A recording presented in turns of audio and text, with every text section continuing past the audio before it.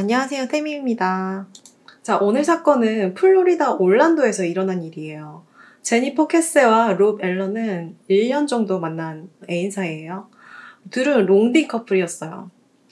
제니퍼는 올란도에, 롭은 포트 로더데일에 살고 있었어요. 차로 3시간 정도 걸리는 거리죠. 2006년 1월 23일 월요일이었어요. 24살인 제니퍼 캐세는 직장에서 평소처럼 하루를 마무리합니다. 남자친구와 주말 동안 카리브해로 휴가를 갔다 막 돌아온 지 이틀째 되는 날이었어요. 둘은 롱디였기 때문에 평소에도 자주 연락을 주고받곤 했어요. 아침에 일어났을 때, 출퇴근할 때, 그리고 밤에 자기 전에도 연락을 할 정도로 통화를 엄청 자주 했다고 합니다. 자, 이날 밤 제니퍼는 퇴근 후 평소처럼 남자친구와 통화를 했어요. 대화 도중 둘은 살짝의 사랑 싸움이 있었는데 롱디여서 자주 만나지 못하는 것 때문에 제니퍼가 서운함을 표현했다고 합니다. 다음날 해가 밝았어요. 평소라면 아침 7시 반에서 8시 사이 제니퍼는 남친에게 항상 아침 인사 문자를 보내곤 했는데 이날 문자가 오지 않아요. 그래서 남자친구 롭은 제니퍼에게 전화를 걸었죠. 근데 전화가 바로 음성사서음으로 넘어갑니다. 전화가 꺼져 있다는 말이잖아요. 롭은 좀 이상했지만 그녀가 미팅 중인가 보다 하고 생각했어요. 그런데 오전 9시. 시간이 지나도 제니퍼는 회사에 출근을 하지 않아요. 직장 동료들은 제니퍼에게 연락을 시도했지만 역시 음성사서음으로 넘어갑니다. 무단결근은 평소에 제니퍼가 할 만한 행동이 아니었어요. 놀란 회사에서 제니퍼의 부모님에게 연락을 해 일을 알렸는데요. 부모님은 출장 중이셨는데 갑자기 연락이 안 되고 회사를 안 나오는 건 평소 딸의 캐릭터와는 일치하지 않았어요. 그들은 출장도 내팽겨치고 바로 제니퍼의 콘도로 향했어요. 집에 도착해 확인해 본 결과 아파트 현관문은 잠겨 있었어요. 관리인에게 부탁해 스페어 키로 집 안에 들어갔는데 특이한 점은 보이지 않았어요. 먼저 거실에는 아직 짐을 풀지 않은 여행 가방이 보였고요. 화장실 바닥엔 젖은 수건과 잠옷이 보였고 샤워실 바닥이 촉촉했어요. 샤워를 한 지 얼마 안 됐다는 뜻이죠. 그치만 콘택트 렌즈는 보이지 않았고 휴대폰이나 가방, 열쇠 같은 건 없었어요. 아마 제니퍼는 출근을 하기 위해 샤워를 마치고 이미 외출을 한 것처럼 보였습니다. 제니퍼의 부모님은 몇 시간을 기다리다가 경찰에 실종 신고를 하기로 합니다. 아파트 조사 결과 강제 침입이나 몸싸움의 흔적은 발견되지 않았어요. 유감스럽게도 이 콘도는 CCTV가 아예 없었거든요. 콘도 입구와 출구엔 주차 차단바가 있었고 경비원이 방문자 이름과 차 번호를 적기만 하는 정도였어요. 제니퍼는 2층에 살았거든요. 주차 공간은 북서쪽 입구 근처에 있었어요. 경찰과 가족은 주변을 수색하기 시작했지만 아무것도 발견되지 않습니다. 자, 이틀이 지났어요. 경찰은 집에서 2km 떨어진 어떤 아파트 단지 주차장에서 제니퍼의 검은색 말리부 차량을 발견합니다. 경찰은 차량을 발견하자마자 제니퍼의 남친 롭 앨런을 불러내요. 그리고 그에게 지금부터 차 트렁크를 열 건데 옆에서 같이 보고 있으라고 말합니다. 그 이유는 혹시라도 트렁크에 시신이 있을지도 몰랐기 때문에 순간 남친의 반응을 살펴보기 위한 거였어요. 하지만 트렁크에서는 아무것도 발견되지 않아요. 경찰은 아파트 주변 CCTV를 수색하기 시작했어요. 확인해본 결과 제니퍼가 실종된 날 낮 12시경에 제니퍼의 차가 주차장으로 천천히 들어와서 주차가 되는 모습이 포착됩니다. 주차가 되고 운전석에는 어떤 인물이 내린 뒤에 여유롭게 아파트 펜스 밖을 걸어서 지나가는 모습이었어요.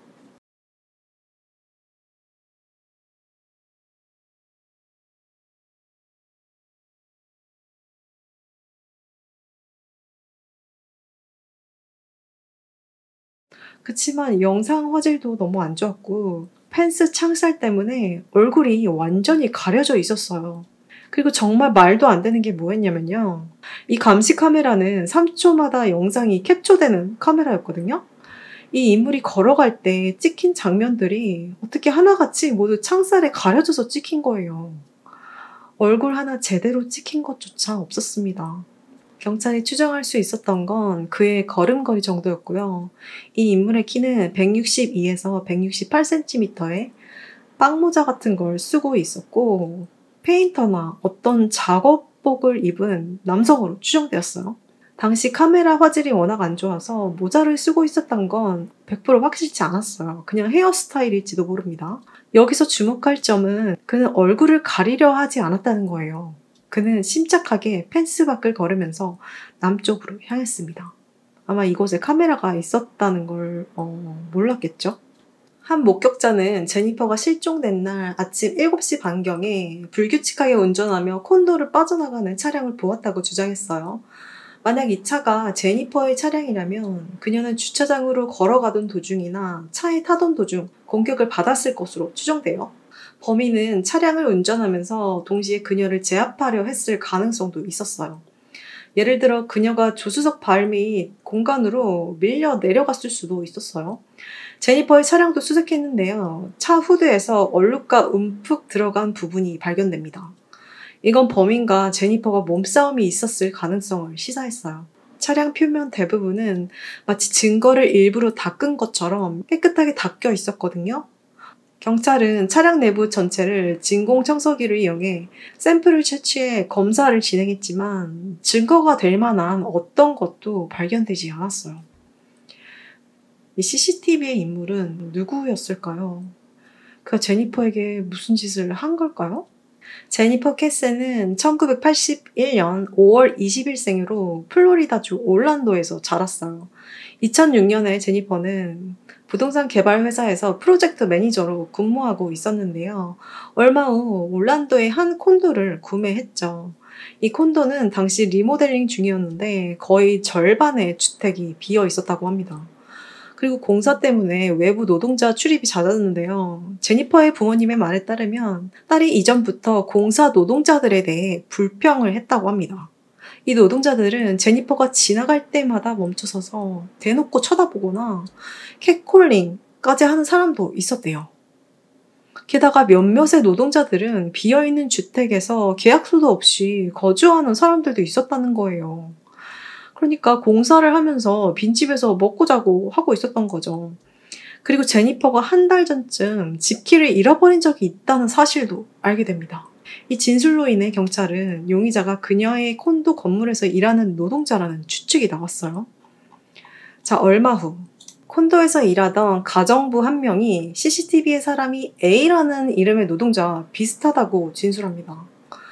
A는 콘도에서 관리 직원으로 일했던 남성이었어요. 제니퍼가 실종되기 일주일 전에 그녀의 콘도를 수리했던 직원 중 한 명이었어요. 이건 콘도에서 일할 당시 그의 모습이에요. 사람들 사이에서는 A와 CCTV의 인물이 걷는 모습이나 바디 랭귀지, 모자 등이 비슷하다는 의견들이 올라왔어요. 하지만 제니퍼가 실종된 뒤 콘도에서 지내던 노동자들이 뿔뿔이 흩어졌거든요. 대부분의 노동자들은 이민자였는데 두려워서 일을 그만두거나 이미 다른 나라로 출국했을 가능성도 있었어요. 운 좋게 찾은 사람들도 거의 영어를 못했기 때문에 신문하는 것도 거의 불가능했다고 합니다. 당연히 A의 행방도 찾을 수 없었어요. 자, 이 A라는 남성은 3년 뒤에 성추행 혐의로 감옥에 들어간 게 발견됐는데요. 제니퍼 사건에 대해서 신문을 받았어요. 하지만 그는 모든 것을 부인했고 거짓말 탐지기를 통과했고요. 키가 용의자보다 컸기 때문에 용의선상에서 제외됩니다. 사건 초기 용의자로 제니퍼의 남자친구와 직장 동료들도 주목되었는데요. 결국 이들은 용의선상에서 제외가 돼요. 제니퍼는 직장에서 동료들과 매우 사이가 좋았고 남자친구는 사건 날 3시간 거리에 있었다는 알리바이가 입증되었기 때문이었어요. 결국 남은 건 공사 노동자가 유력한 용의자였습니다. 제니퍼가 그들을 불편하게 생각하고 있었고 한 달 전 집키를 잃어버렸다는 것과 CCTV의 인물이 작업복을 입은 노동자와 비슷했던 걸로 보아 공사 노동자가 유력한 용의자였어요. 경찰은 헬리콥터까지 뛰어가면서 콘도 주변, 호수, 하수구, 주변 숲, 공사장 등 대규모 수색에 돌입합니다. 하지만 제니퍼의 행방은 어디에서도 발견되지 않아요.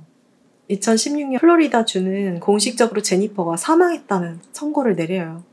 이제 경찰도 손을 놓은 거죠. 하지만 제니퍼의 가족은 포기하지 않았고 개인 탐정을 고용해서 수사를 이어나갔습니다. 2018년 제니퍼의 가족은 올란도 경찰을 상대로 고소를 해요.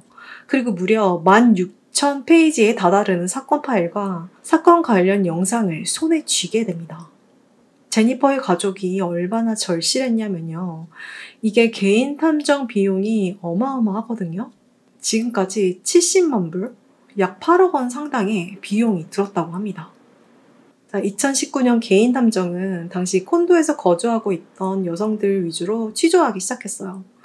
총 4명의 여성이 인터뷰에 응했는데요. 한 여성은 그때 당시 공사 노동자들이 자신을 쳐다보며 자주 불편한 코멘트를 날렸다고 진술했고, 다른 한 명은 누군가 집에 몰래 들어온 흔적을 발견했는데 얼마 후 콘도 직원으로 추정되는 남성이 창문에서 자신을 훔쳐보는 것을 발견했대요. 그래서 경찰에 신고했는데 그는 흰색 밴을 타고 도주했다고 합니다. 그리고 결정적으로 또 다른 여성이 A라는 남성에 대해 언급을 하는데요. 이 여성은 A가 늦은 밤 주차장에서 그녀에게 종종 다가와서 불편함을 느끼고 있었다고 해요. 하지만 당시 A와 자주 어울리던 여성도 있었는데요. 그녀의 말에 따르면 일주일에 몇 번 정도 A와 어울렸는데 그는 친절하고 재밌고 말하는 걸 좋아하는 남성이었다고 합니다. 하지만 그는 제니퍼 사건 9개월 후 갑자기 말없이 이사를 갔다고 해요. 말없이 사라진 그를 이상하게 생각해서 경찰에게 이를 보고했지만 경찰은 아무 조치도 취하지 않았다고 합니다. 자, 벌써 A라는 남성의 이름이 사람들 사이에서 몇 번이나 언급됐잖아요. 개인 탐정과 제니퍼의 가족은 A가 굉장히 의심되기 시작했어요. 경찰이 공식적으로 그를 신문한 건 2009년이 마지막이었거든요. 제니퍼의 가족은 한 방송국에 A의 취재를 요청합니다. 어느 날 방송국 기자가 그의 집에 카메라를 들고 찾아가서 직접 인터뷰를 진행하기로 해요. A는 매우 협조적이었어요.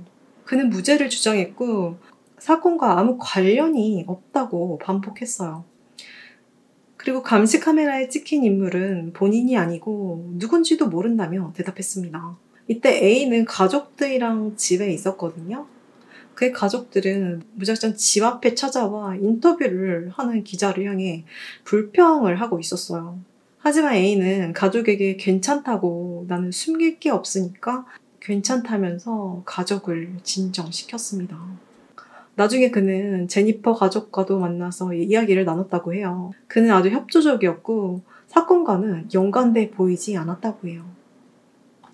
자, 얼마 후 개인 탐정은 어느 목격자에게서 새로운 진술을 듣게 되는데요. 이 목격자의 말에 따르면 제니퍼가 사라진 지 10개월 후 누군가 근처 호수에 말아놓은 카펫을 버리는 걸 봤다는 진술이었어요. 이 호수는 제니퍼가 살던 콘도 근처에 있는 호수였거든요. 이 진술이 흥미로웠던 이유는 사건 당시 공사 노동자들이 콘도에 카펫을 까는 작업을 하고 있었기 때문이었어요. 정말로 누가 카펫을 버렸다면 그 안에 뭔가 있었을지도 모릅니다. 바로 잠수팀들이 투입돼서 물색을 수색하는데요. 자, 이틀간의 수색 끝 결국 아무것도 찾지 못해요. 자, 시간이 흘러 2022년 플로리다 경찰이 이 사건의 공식적인 재수사에 돌입합니다. 그리고 올해 2025년 5월, 바로 3개월 전이죠. 경찰이 이 사건이 더 이상 미제가 아니라는 공식 발표를 냅니다. 최근 재수사 과정에서 새로운 DNA가 발견되었는데요. 이건 초기 수사 당시 제니퍼의 차량에서 나온 증거물을 다시 분석하면서 확보된 거라고 해요. 그 당시에는 기술적 한계로 마땅한 결과를 내지 못했지만 최신 기술을 이용해 새로운 증거가 검출된 거였어요. 그 결과 현재 용의선상에 올려놓은 사람이 있다고 합니다. 경찰은 약 60여 명의 사람들을 조사하면서 그중 한 명으로 추려졌고요. 현재 AI를 이용해 카메라에 포착된 용의자를 식별하는 작업 중이라고도 말했어요. 자, 범인 검거에 가까워졌다는 말이겠죠. 많은 사람들이 이 미제 사건이 드디어 해결될 거라는 기대를 품고 있다고 합니다.